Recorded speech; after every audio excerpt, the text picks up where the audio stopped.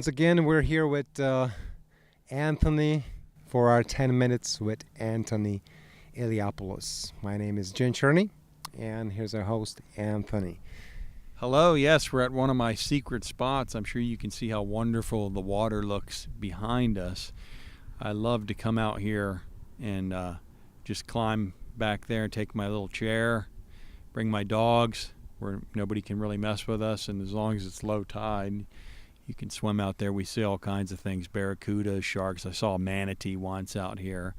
It's a very cool place. It's very hot today, though, and that sun is kind of unforgiving. I feel like my forehead is about to fry off, but yeah, it's good to be here. As you can see, this is why we live here. It's paradise.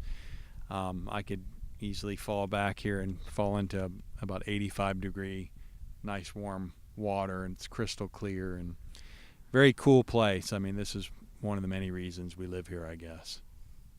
Why don't you tell us today a bit about your start in bodybuilding? What led you to it? Why did you start doing it and stayed with it for so long?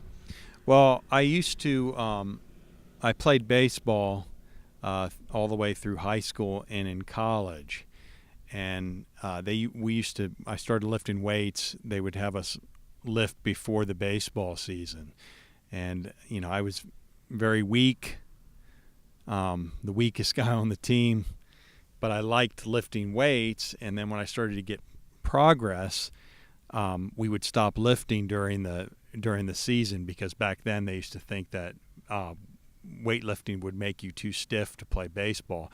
That obviously got proven wrong a few years later with some of the records that got shattered in baseball with the home runs and everything else.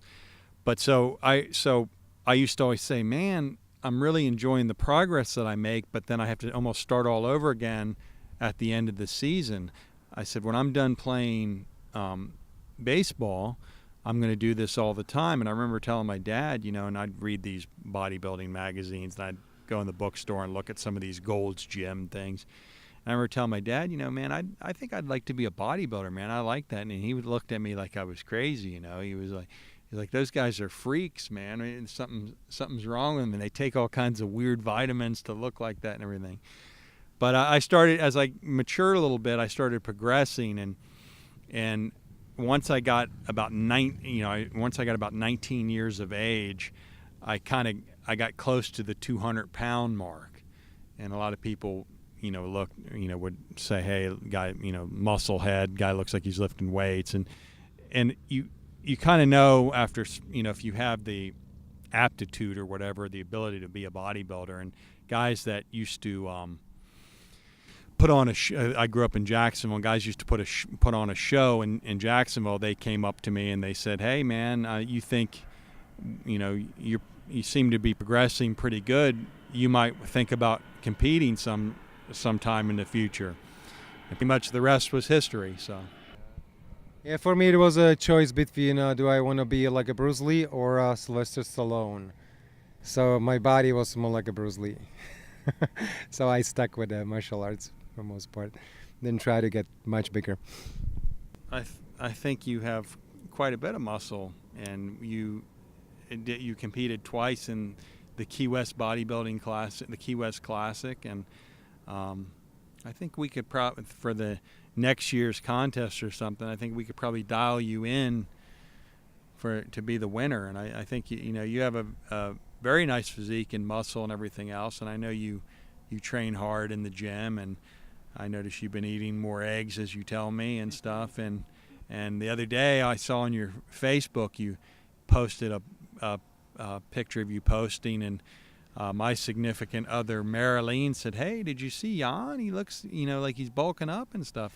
If you puff yourself up and put yourself in under the right angle, a lot of people can look, good. That's what, I think a lot of professional bodybuilding that you do is all about, to know which way and how to pose. Yeah, it's a long time process to because what happens is there's a lot of preparation, a lot of things that you do for a short amount of time, and you have to make sure that in that short amount of time, i.e. the contest and the few minutes that you're out there, that everything you've done, the preparation, you're able to display that properly.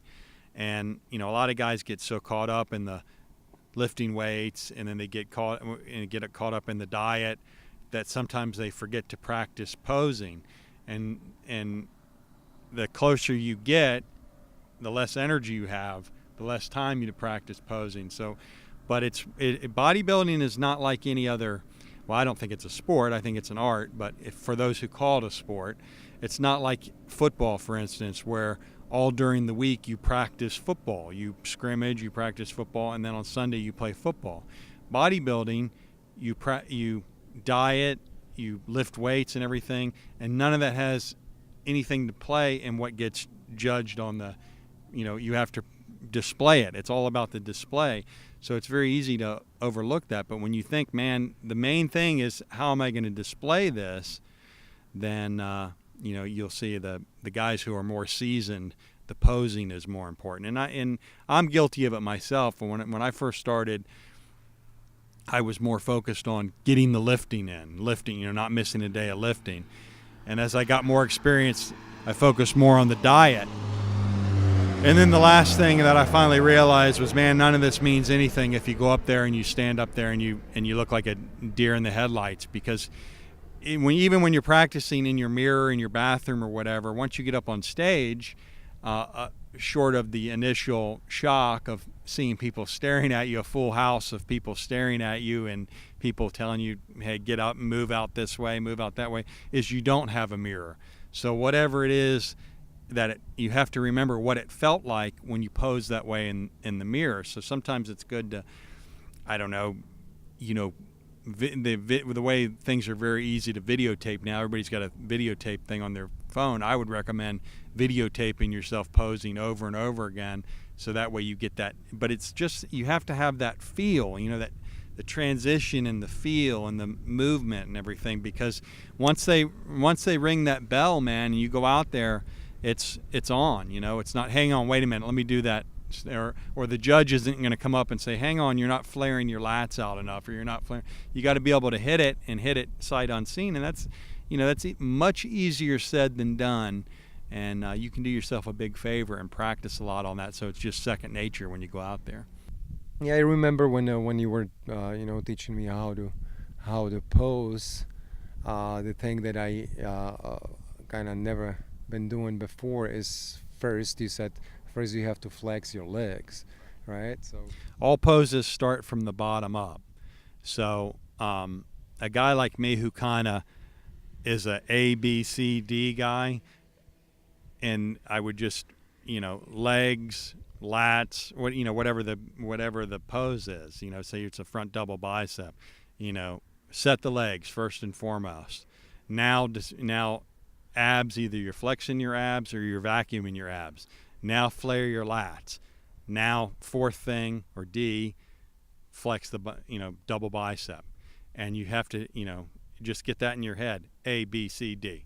A, B, C, D. A, B, C, D. And you start slow, and like you'll see guys, I'll see guys compete and they look down at their feet before they pose. And to me it looks amateurish, because your feet have been with you all your life, and your legs, where they are. You're not standing on a high beam or something. They're there. You don't have to look down. Make that eye contact. Front double bicep. Boom, boom, boom, boom, boom. It's all like that. You're not even looking down. It looks like and you've been around long enough, you start knowing what they're going to call. They don't call them really out of sequence, so you can start thinking about your next pose before. But you always want to be first too, and that way you can be posing longer.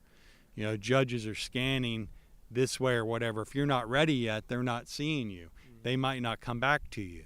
So you're first, you're up, you're there, bam, you're there again, you're there. They're seeing you over and over. You only get so many seconds. Be up there, be there as long as but you see these guys, they set up, boom, boom, boom.